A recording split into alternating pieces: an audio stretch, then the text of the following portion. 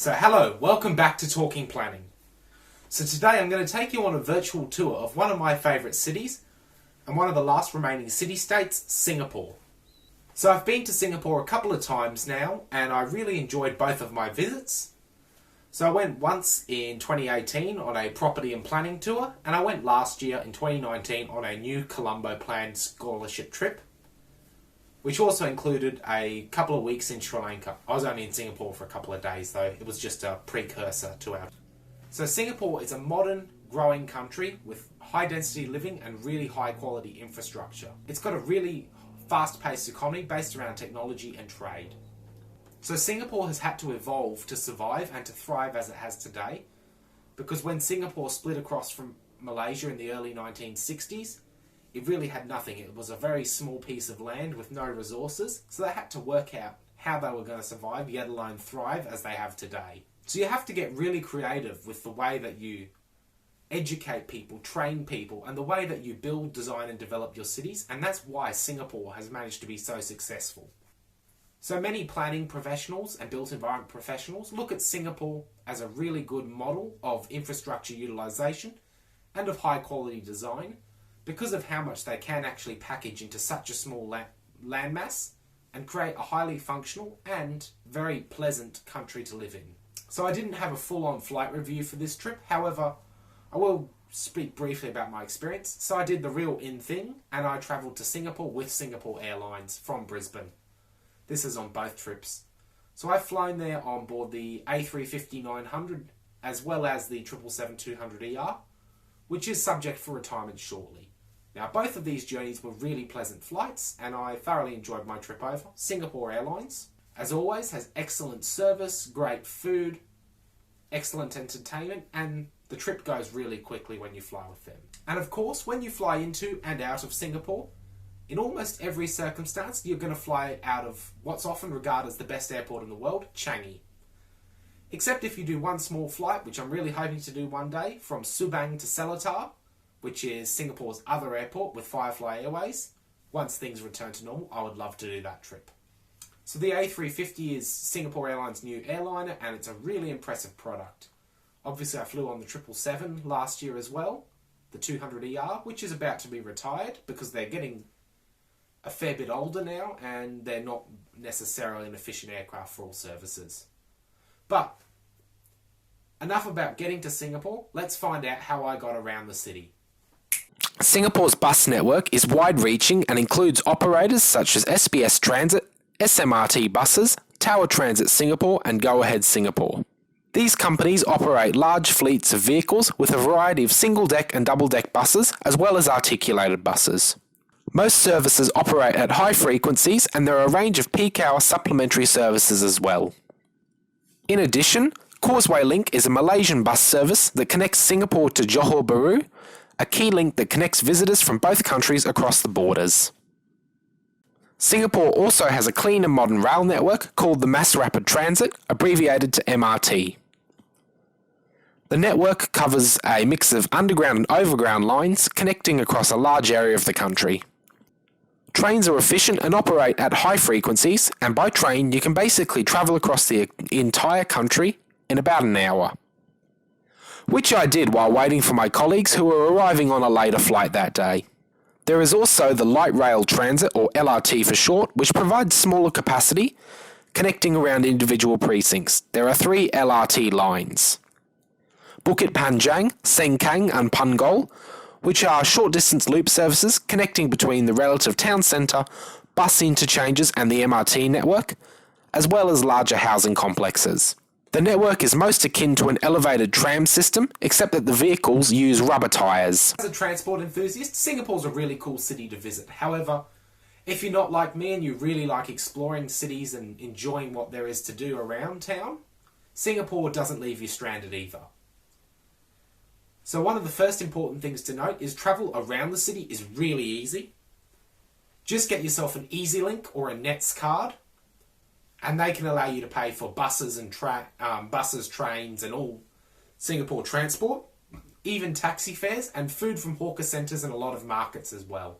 Firstly, one of the big things to enjoy about Singapore is the fact that it's a real cultural melting pot. Singapore has three main groups of people: Malay, Chinese and Indian cultures.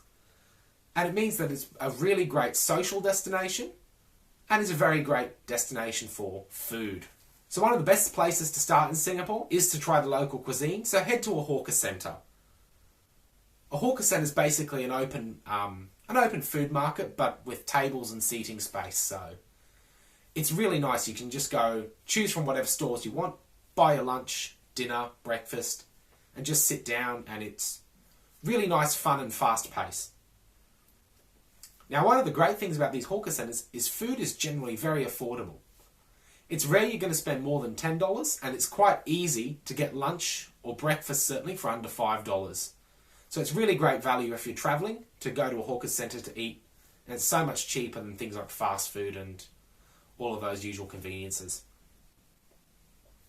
Just one note, you'll want to have cash if you're going to a hawker centre, or an EasyLink or Nets card, as many places don't necessarily take Visa, MasterCard or American Express. So another really nice place to explore is to walk around the Singapore River. You'll find along the shore there are quite a lot of really nice paths, and there's also a lot of restaurants, cafes, bars and shops along the riverfront which are really nice to look in and walk around. So one of the most prominent places people visit is Clarke Quay. However, if you follow the foreshore along, you'll over a fairly reasonable walk for a couple of kilometres, you'll wind up walking towards the Merlion and seeing Marina Bay. And if you keep walking around the foreshore, you'll actually be able to walk through to Marina Bay and the gardens by the bay itself, which is a really lovely walk. It's probably an hour or so, but it's a really pleasant walk. I'd do it early morning so you don't get all the sweat and humidity. But it's a really pleasant walk nonetheless. Now, I know just about anyone who goes to Singapore is going to bring up going to Marina Bay Sands or Gardens by the Bay, but trust me, it is worth seeing. I thoroughly enjoyed it when I went, so I'd recommend doing the same as well. But as I'm sure you know, I am a planner through and through. I've got the piece of paper and I've worked a couple of years in industry. But also, I would suggest that as a planner or any built environment professional, there's a few places you should really visit. And they are the Urban Redevelopment Authority, the Land Transport Authority, and the Housing Development Board of Singapore. They've all got some really cool interactive exhibits which are worth checking out. So first, the Urban Redevelopment Authority is located on Maxwell Road, which is just a short walk away from Telok Air Station or Tanjong Pagar. So once inside, you can walk through a bunch of exhibits, and perhaps the piece de resistance is the model that encompasses all of Singapore CBD, as well as a very large model which basically shows off the entire Singapore island. It's a fantastic experience and I highly recommend going and checking it out. Put aside 2 to 3 hours, it's thoroughly worth your time. I'd do it, and I certainly would do it anytime I go back as well. It's a pretty cool sight to see. So next up, I'd recommend visiting the Land Transport Authority, who operates the Singapore Mobility Gallery. So it's located near Little India MRT station, and there's many interactive exhibits there with games and really cool cutouts and designs of vehicles and transport operations. So whether you're a transport planner, a normal planner, or you're just curious about how it all works, it's really worth a visit. And I'd reckon putting beside an hour to 2 hours to go and have a look. And as well, go and check out the gift shop. There's some really cool gifts in there that make really nice souvenirs, or are just great to have if you're a real transport nerd like me. But if you're an early riser, a great way to make that work is to go over to Little India hawkers markets and have breakfast or lunch before going to the museum.